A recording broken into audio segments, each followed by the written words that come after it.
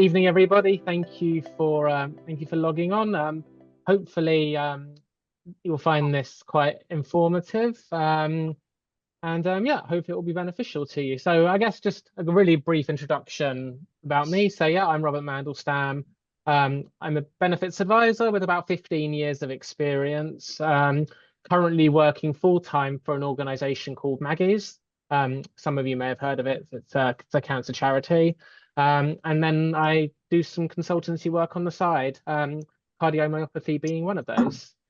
So yeah, as Christie was saying, we're going to look primarily this evening at universal credit and PIP and some of the recent government proposals and how those are looking, and how we can sort of mitigate potentially against those based on the information that we have to date.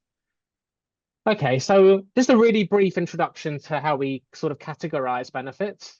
So we have means tested benefits, so things like universal credit, council tax reduction, yeah, and we have non-means tested benefits. So essentially these are what I would define as disability-based benefits. So say PIP, attendance allowance, disability living allowance, carers allowance.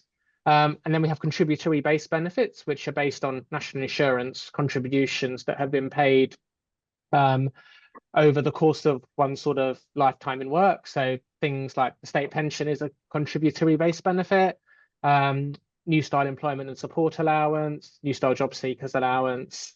And then we have things which are administered by the local authority, things like discretionary housing payments and local welfare support. That's a really brief introduction. So for the purposes of tonight, we're going to be looking at means tested benefits and non-means tested benefits in the areas that we've mentioned. So to start with, universal credit. I'm sure that you've all heard of universal credit in one way or another. Some of you may be currently receiving it. Some of you may have migrated over from what are called legacy style benefits, like ESA or income support. But essentially, universal credit is there as a top-up benefit for those in receipt of a low income.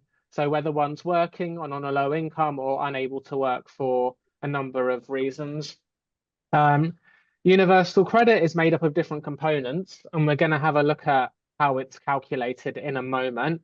But one of the sort of components is it can provide help with rent, much in the same way as housing benefit does. As I've alluded to, it can be claimed by those in work if they're in receipt of a low income. And looking at the categories of benefits that we just mentioned, these can be claimed sort of simultaneously one in another. So you can claim universal credit from the means tested benefits category alongside PIP from the non-means tested category. And as I've mentioned, I'm going to come onto it a little bit later. Universal credit is replacing the sort of 6 legacy benefits, as they're called. So income-related employment and support allowance, income-based job seekers allowance, income support, housing benefit, and it's recently replaced tax credits, which no longer exist. So looking at some basic qualifying conditions for universal credit, generally speaking, you need to be between the ages of 18 and 66, 67 pension age. I know it says 16 there, and that's asterisked. There are some very sort of exceptional circumstances when a 16-year-old can claim universal credit, but just for the purposes of our presentation tonight, we're going to take it as 18. So you need to have a right to reside in the United Kingdom if you're an EEA national. So settled status, pre-settled status, as well as if you're a foreign national, non-EEA national, having indefinite leave to remain, and having a low income, as we've mentioned, and savings typically below £16,000. So we mentioned that there are different components of universal credit, and we'll have a look about how this looks in a while. So the different blocks made up of an award are as follows. So the first stage would be what's called a standard allowance. So this sort of assesses whether somebody is single or in a partner. And the amount awarded for that is dependent on the ages of the claimant and the partner. If one is under 25, they would receive a different rate to somebody who's over the age of 25. And then the next stage would be child element. So additional kind of support awarded for dependent children under the age of 18, typically that are still in non-advanced education, so up to A-level standard, level 3. That's capped to 2 children, much as it was under tax credits for any children that were born after April 2017. So if you were to make a claim now for universal credit and you had 4 children born before April 2017, you could still, in effect, receive 4 child elements. Housing element for help with rent, as we've touched upon before. Limited capability for work component. So for those unable to work due to a health condition such as cardiomyopathy, and we're going to have a look at in some greater depth at the work capability assessment a little bit later on. Disabled child elements. So for any of the dependent children that you're claiming the child element for that are receiving disability living allowance or PIP, there's an additional amount that can be added sort of in recognition of that. Carer element for somebody providing care for somebody in receipt of a disability benefit. And for those that are working, some help with childcare. So this is typically what a universal credit statement will look like on an online journal. So just talking through how this award works. So we can see this person is single, therefore they get the single rate there.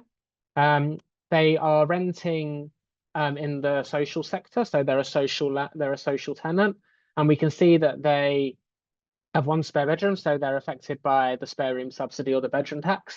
Therefore, they lose 14% of their award. We can see there that the rent and service charges are that, and that's deducted from that to get that figure. And this individual has been classed as having limited capability for work-related activity.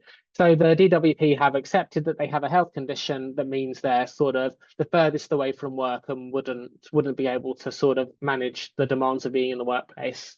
And they get the additional amount there. And add all those together, and that is this monthly award. Okay, so how to apply for universal credit. Universal credit, as some of you may be aware, is what's called digital by default. So the default sort of way of making a claim for universal credit is online, web address is there. For those that may have difficulties making a claim online, there is support available. There is the Help to Claim scheme administered through Citizens Advice. I believe that that's still going. It is possible to make a claim over the phone as well. And then the number should be provided in here. If not, I'm happy to do that. In order to make the claim, you will need information on household composition. So who lives in the house? If you're renting a property, who you're renting from and the rent that you pay. Any income coming into the household and any savings. And there is a demo claim available here if anybody wanted to have a play with that online. So managed migration is something that some of you may have had some exposure to. As we've mentioned, the managed migration process is underway at the moment, moving people off of the old style legacy benefits over onto universal credit. So in practice, what will happen at some point between now and December 2025, so the end of this year, anybody in receipt of one of those legacy style benefits will be invited to make a claim for universal credit. The letter that you will receive will give you a 3-month timeline to do that.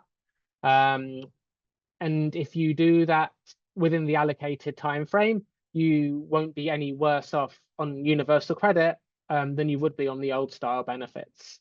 If you don't make a claim within that time frame and you then make a claim for universal credit, the potential for being worse off does exist. There are ways that if one was unable to make the claim within that 3-month timeline, the decision could be challenged through the mandatory reconsideration route, and potentially any sort of missing amounts that one would have lost through transitional protection could be added. But essentially, just to make life simple, one should, if possible, make the claim within the 3-month time frame. So here we have an example of what a letter would look at. Probably not the most helpful of letters. Yeah,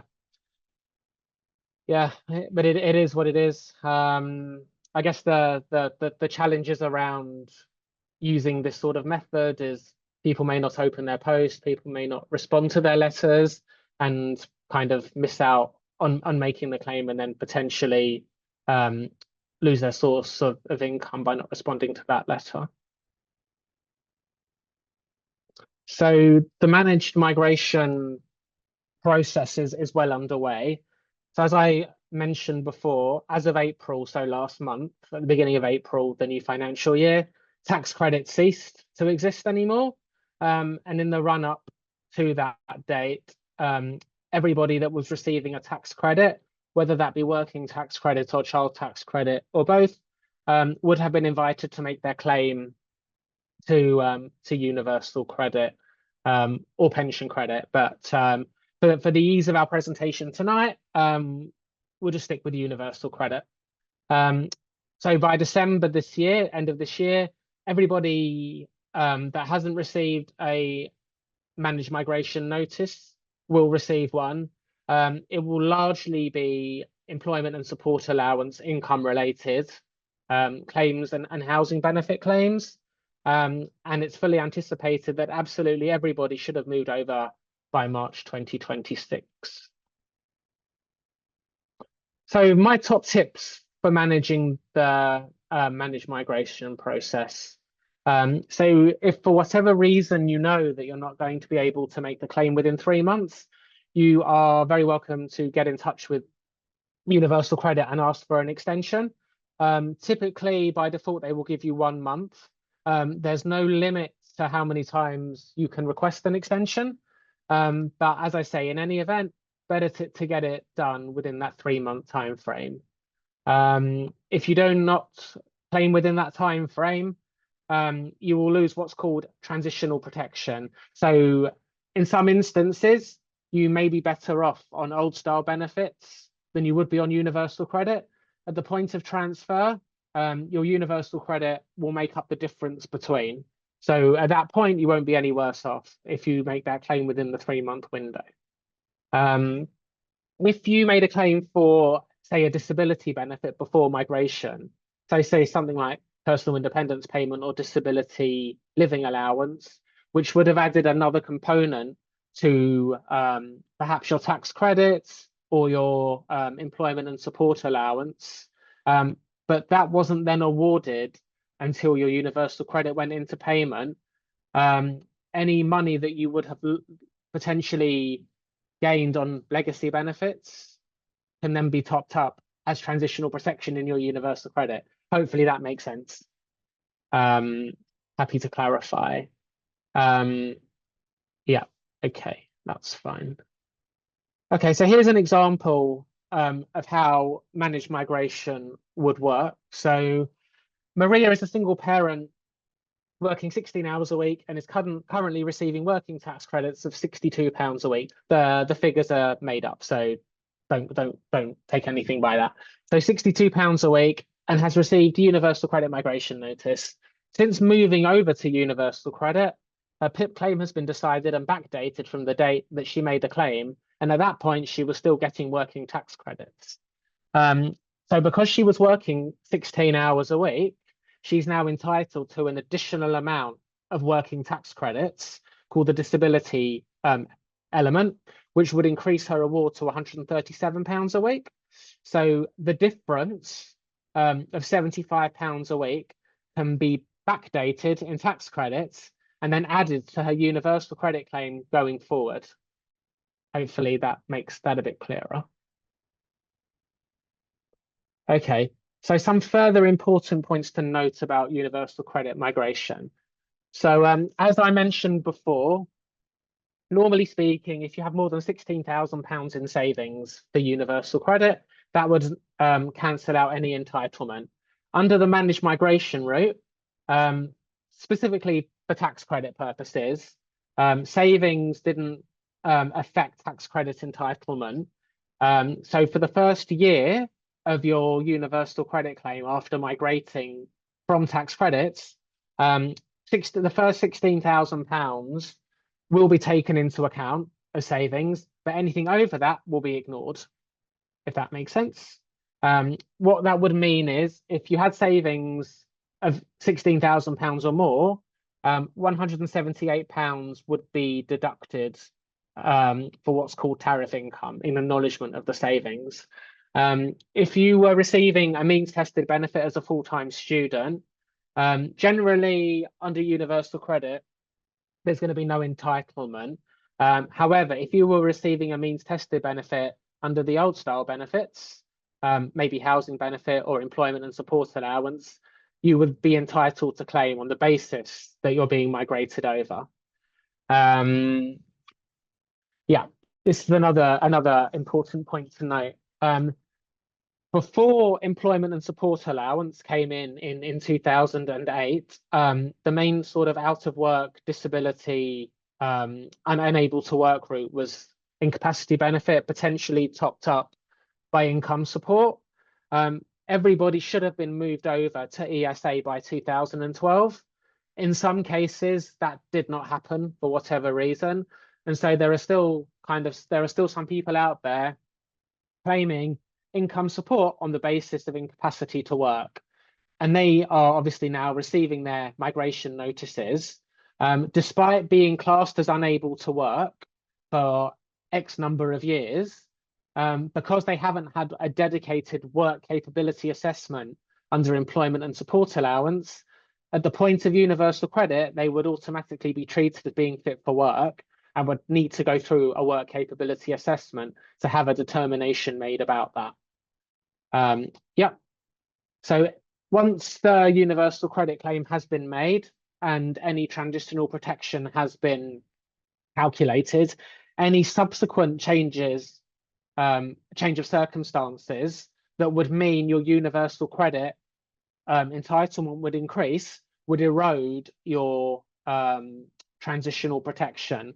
So examples of changes of circumstances could be a change in the rent, benefits being uprated as they are every April. All of those over time would eat into the transitional protection until the point that it reaches zero and it's gone. Another important point to mention.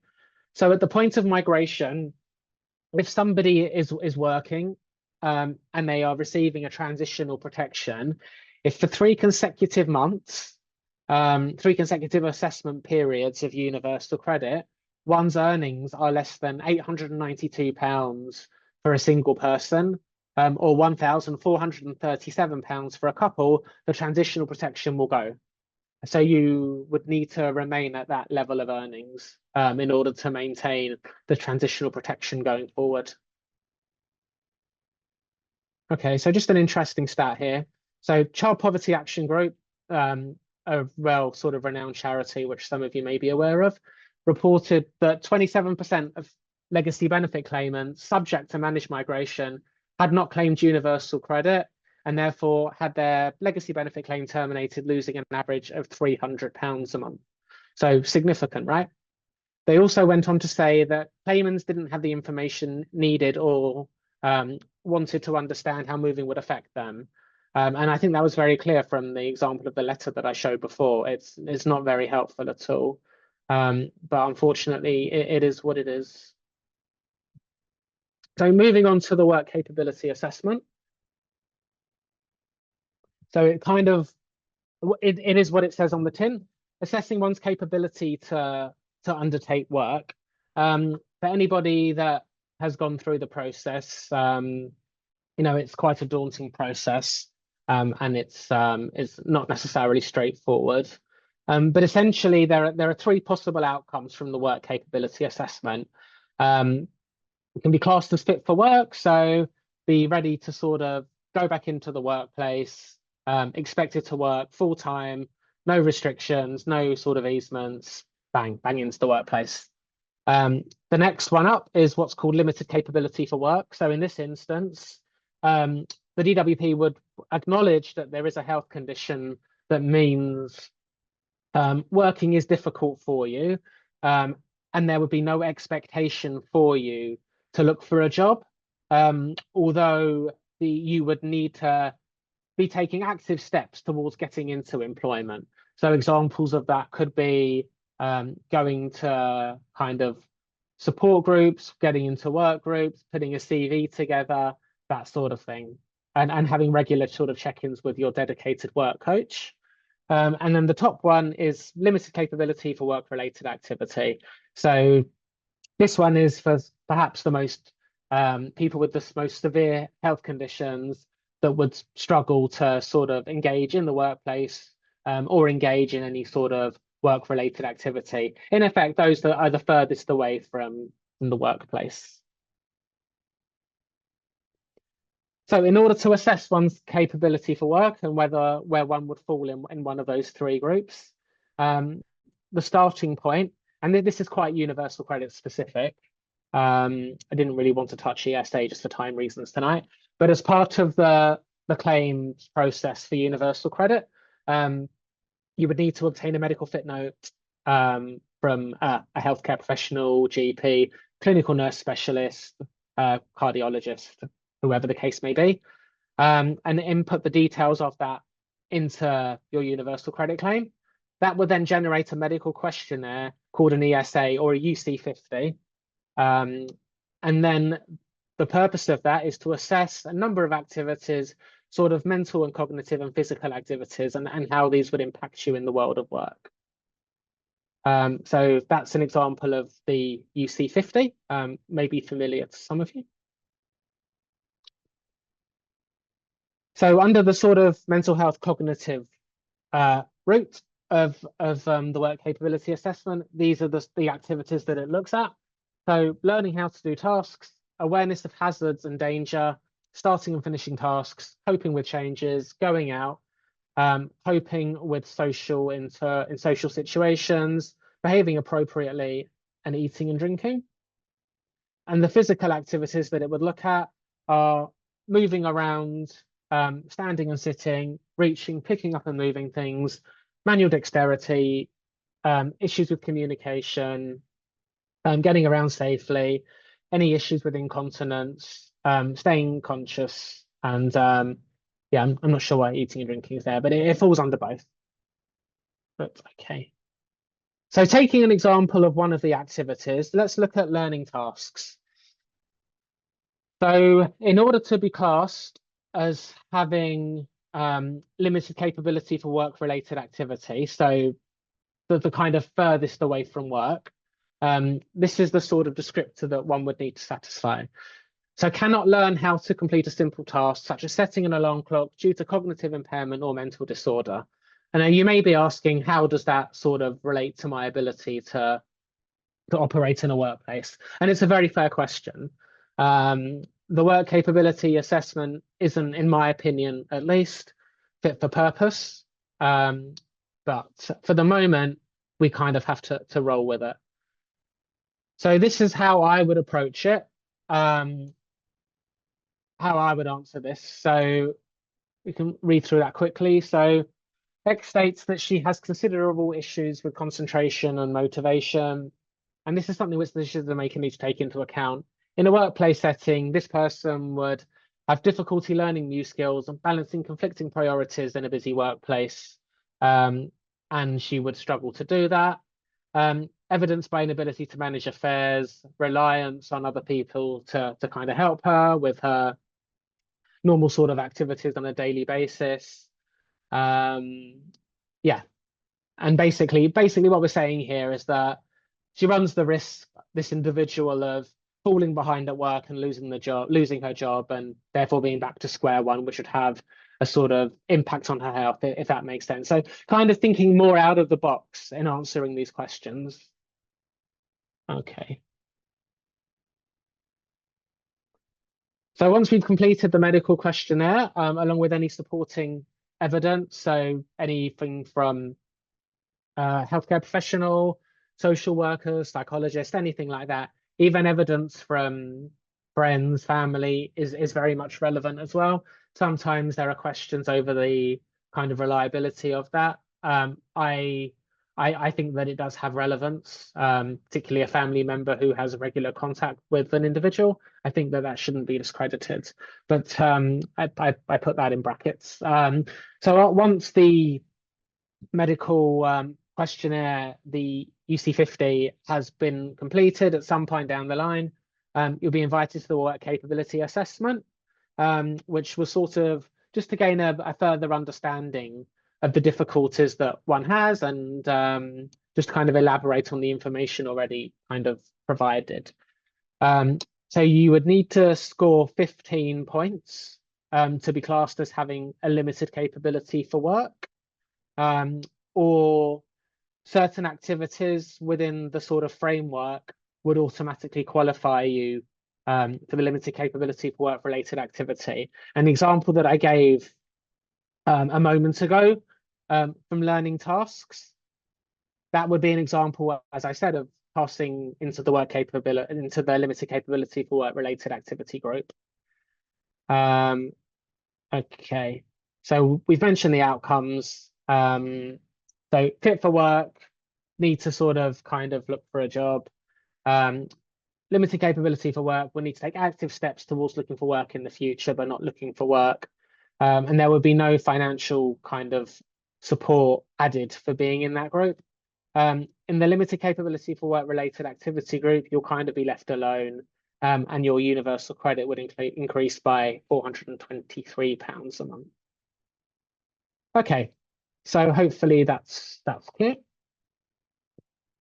So moving on now to non-means tested benefits. So specifically now we're going to talk about PIP.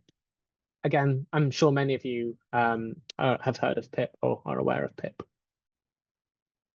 Okay, so a little bit of background into PIP, just checking how we're doing for time. Okay, so PIP is the non-means tested benefit, payable whether you're working or not. It's a disability-based benefit which acknowledges that one has a health condition which impacts their ability to undertake sort of their normal day-to-day living or mobility functions. It's assessed on a scale depending on the level of restrictions that one experiences. And an award of PIP can lead to other entitlements. So it opens up the door perhaps for carers allowance or blue badges, bus passes, that sort of thing. So there are two components of PIP, as we've mentioned. There's the daily living rate, which looks at sort of day-to-day activities you would do around the house. And we'll have a look at those in a minute. Assessed at two rates. So £73.90 a week for the standard rate and £110.40 for the enhanced rate. And then for the mobility rate, standard of £29.20 for that, and then £77.05 for the enhanced. And you can receive an award for both rates, one rate, or zero for either. So the process for claiming PIP, need to telephone the new claims line. The number is there. In some instances, you can make a claim online, but it's quite restricted to postcode. Happy to share the link to do that.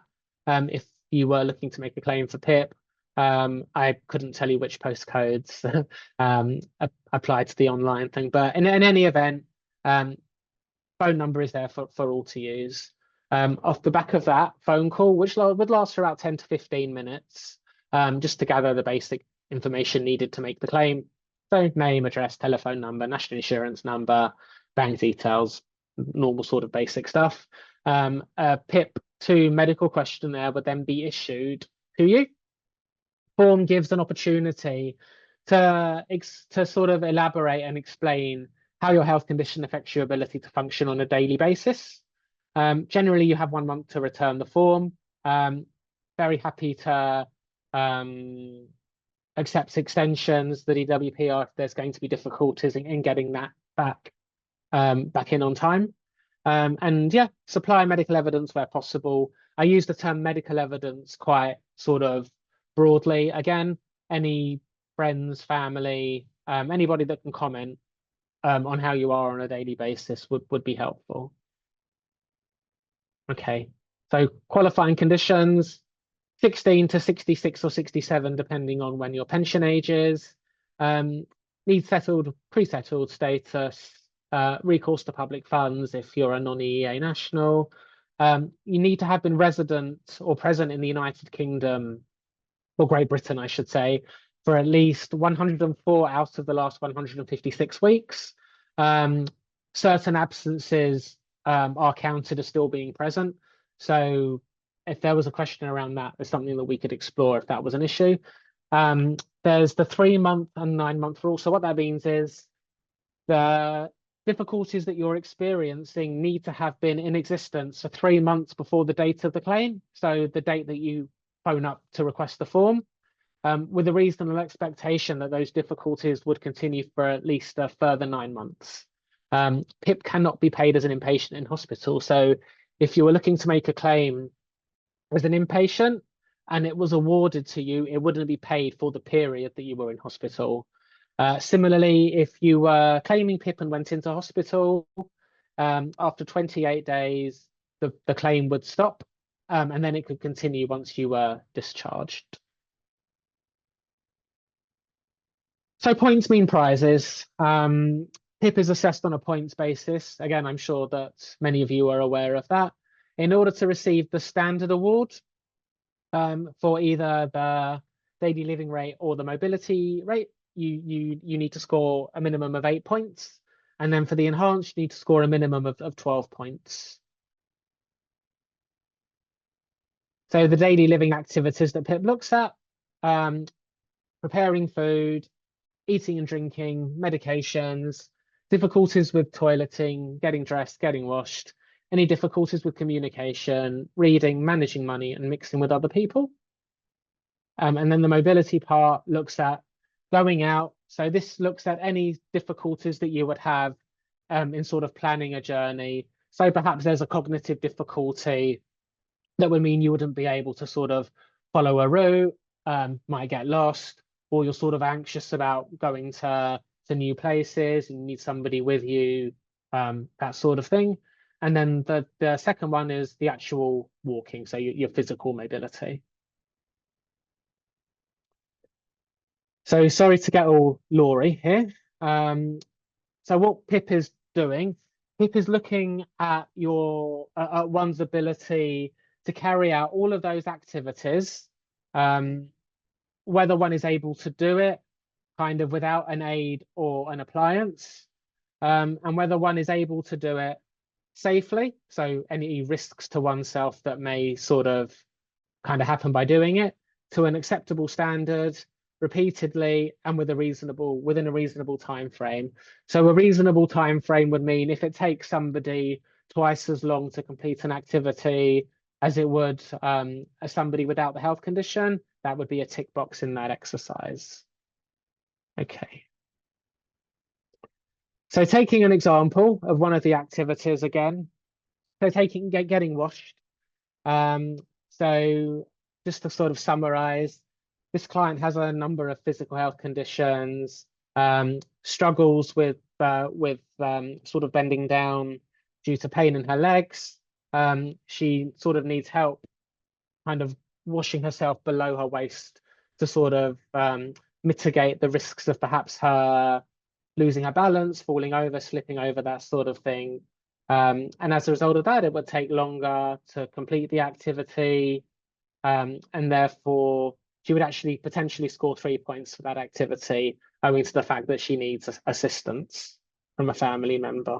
Hopefully that's roughly clear. Okay.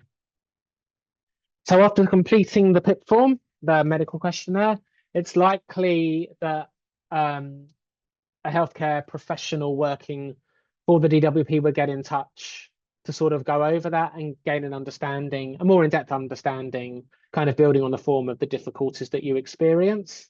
Off the back of the conversation that one would have with the healthcare professional, a report would be completed and sent back to the DWP. A DWP decision maker would then use the information and anything else provided to make a decision, which will be posted out. And if one wasn't happy with the decision, appeal rights would be stated within there. typically the mandatory reconsideration process prior to appeal. PIP tends to be awarded for set periods of time, say typically 2 to 3 years with no indefinite awards. Long-standing health conditions can receive what's called an ongoing award, which is typically 10 years. So quickly, just looking at other entitlements, we mentioned that an award of PIP can lead to other sort of entitlements. So we mentioned that a claim for the daily living rate at at minimum, the standard rate could lead to eligibility for carers allowance. If somebody is providing care for 35 hours a week with low earnings, there's potential for that. An increase in certain benefits, certain legacy style benefits have sort of disability additions that can be added. It's not so relevant under universal credit, but I just thought I would mention that anyway. In terms of a blue badge, if somebody's receiving at least 8 points for the walking around descriptor, there's an automatic entitlement to a blue badge. Likewise, bus pass, potential with the mobility component for reduced or an exemption from road tax. And if one receives the enhanced rate for mobility, the potential exists for a mobility vehicle. Okay, hopefully that's all good. Just checking how we're doing for time. Cool. Okay, so what I wanted to do now, I wanted to look at some of the proposals which were announced a few weeks ago by the Chancellor. And I know that there's been a lot of sort of discussion about it, and there's a lot of anxiety about it. But there's not a great deal of information kind of around at the moment. But hopefully what we can do tonight is lay out the position, what we do know now, and what we do know going forward, and hopefully that sort of allays any fears that anybody may have. Okay, so what's going on? So the government say that there's a need to address public spending, saying that the welfare system is spiraling out of control. More focus needed on employment support. We know that it was announced that there is going to be more frequent assessments for some people and less for others. And we know that there's going to be a stricter eligibility criteria. At this point, we don't really know what that means. So we can't really comment any further on that. Okay, so in terms of reforms to PIP, as we've mentioned, as we just mentioned, currently any sort of makeup of 8 points or 12 points would give you an award for the standard rate for PIP. As of November next year, if the proposals go ahead, one will need to score at least 4 points in one activity in order to get an award of PIP for the daily living rate. So in other words, there's going to have to be a higher level of restriction in one area of PIP. This doesn't affect the mobility rate. So if you meet your 8 points or your 12 points, business as usual kind of thing. So typically a score of 2 points in an activity would mean that one would need prompting, encouraging, or an aid to do that. A score of 4 points would typically mean that one would need assistance or supervision. So as we said, this is all a proposal at the moment. It needs to pass through Parliament and go through the relative sort of stages which need to create legislation. So at the moment, it's very much business as usual, which I think is the key message here. But I thought what I would do now, look at an example of what 4 points in an activity would look at. So taking activity 1, preparing food. So to score 4 points in this activity, so need supervision or assistance to prepare or cook a simple meal. So a simple meal, this is the definitions as per the rules at the moment. So a simple meal, a cooked meal for one using fresh ingredients. Supervision, the continuous presence of another person ensuring your safety if there's real risk of harm when undertaking the activity. So if one was to if one say, well, we're gonna come on to an example. So assistance in this context, physical intervention by another person for the purposes of ensuring your safety through the provision of some help, but not doing the activity for you. Prepare means making food ready for cooking, and cook means heating food at waist height. Okay. So I think it's important to consider when you're going through a PIP form whether supervision or assistance may apply. High levels of fatigue, brain fog could mean that there's a chance that you may put the oven on and then walk away, fall asleep and forget about it. So that's increasing the sort of risk element, burning food, setting fire to something, that sort of thing. There's a cognitive impairment, which means that you would struggle to follow a recipe. Issues around lifting heavy kitchen items, perhaps due to issues with your wrists, kind of muscle weakness, that sort of thing. So if you were to lift a heavy kettle or start chopping vegetables, there's a risk that you may sort of cut yourself, that sort of thing. Yeah, so in a nutshell, if you were going to think sort of down those lines, there's a good chance that you would score 4 points for preparing food. Okay. So concerns that I have about this proposal, proposals around PIP. So an increased attention on more frequent assessments. I think this is very anxiety provoking, and increases workload for decision makers, which will in turn lead to longer sort of delays in assessing claims and maybe more rushed decision making, leading to a poor quality of decision making happening. There's also going to be a greater emphasis on face-to-face assessments. The issue that I would have with that is around accessibility. Would there be a requirement for a face-to-face assessment as opposed to perhaps a phone one? Would reasonable adjustments be made for people that couldn't leave the house? That I think also with greater sort of workloads, the mandatory reconsideration and appeal system, which is already swamped, is going to have more pressure sort of forced onto it, which again will only create further delays and sort of more bad decision making potentially. I think the biggest thing of all, and I think that this has been raised, and there are potentially judicial reviews being sort of prepared against the government. You're looking at a two-tier system of entitlement. So what that means is somebody could score, say, 12 points for the daily living rate of PIP, scoring 2, and not be entitled, and somebody could score, say, 4, 2, and 2, and be awarded.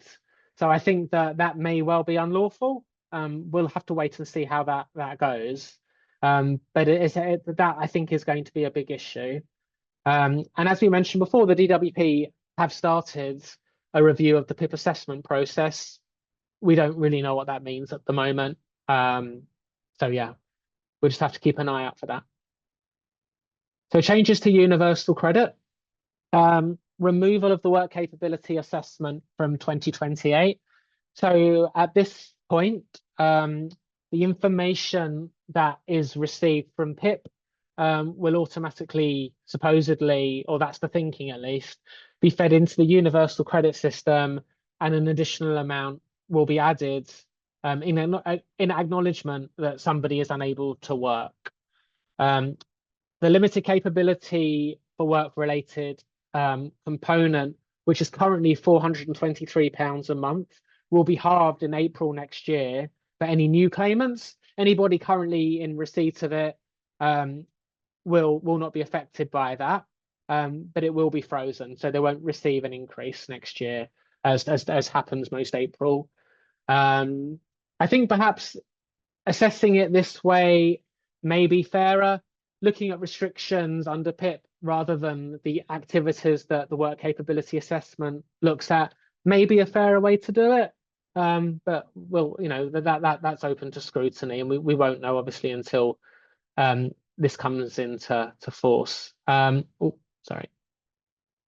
So in addition to the work capability assessment, there will be a top up within universal credit for those most protected.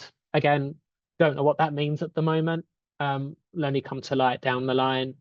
The work capability assessment will be removed for those under the age of 22. I think that's going to cause big problems. There are certainly some people 22 and younger with some severe health conditions out there. And we'll have to wait and see how that plays out.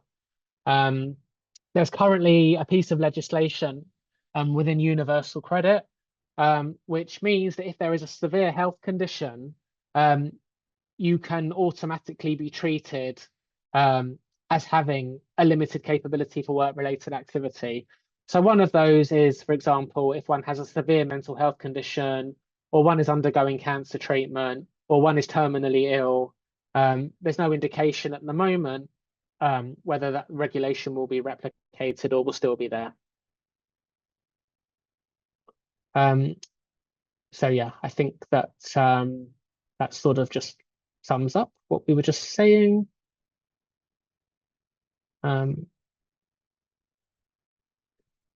Yeah, I'll mention sort of new style employment and support allowance really briefly here. So new style employment and support allowance and job seekers allowance. So these are benefits based on one's national insurance contributions, which one would have paid in the process of work or self-employment, or by getting credits through entitlements to certain other benefits. At the moment, they're both separate benefits. The plan is to merge them into one single benefit. At the moment, employment and support allowance for people that are placed in the limited capability for work-related activity group can be received indefinitely, and job seekers allowance can be claimed for up to 6 months. The plan is to streamline that into 1 year across the board, and there will be a standard rate for that. So in some respects, it will simplify that system. Again, we don't really have any more information at this point. Quickly around child disability living allowance. So disability living allowance is for children under the age of 16. The plan is to increase that to 18. I think there's certainly some logic behind that, and it makes sense. So as I alluded to before, these are all proposals at the moment. There is a consultation open until June. The full sort of parliamentary process needs to be followed for these to be enacted into law through primary legislation. Can take time. It's possible that some of the proposals are unlawful. And as I said, there are judicial reviews which may come in. But the key takeaway is for the moment, it's business as usual. So yeah, we just roll as we kind of are at the moment. Couple of links there. So that's the green paper around these reforms and the consultation, which is open until June. So just briefly, just mentioning our pathway. So yeah, I'm very happy to book in a meeting or consultation with anybody that has the specific query. Process to do that: contact cardiomyopathy to self-refer. Referral form would be issued out just stating the nature of your query. Return to the services email, which is on the next slide. That will then be emailed to me, and then I will endeavour to make contact within 3 to 5 days and book in an appointment. But roughly, I can look at benefit checks, seeing whether there's anything that anybody's potentially missing out on, looking for errors within decision making, and taking decisions up to tribunal level.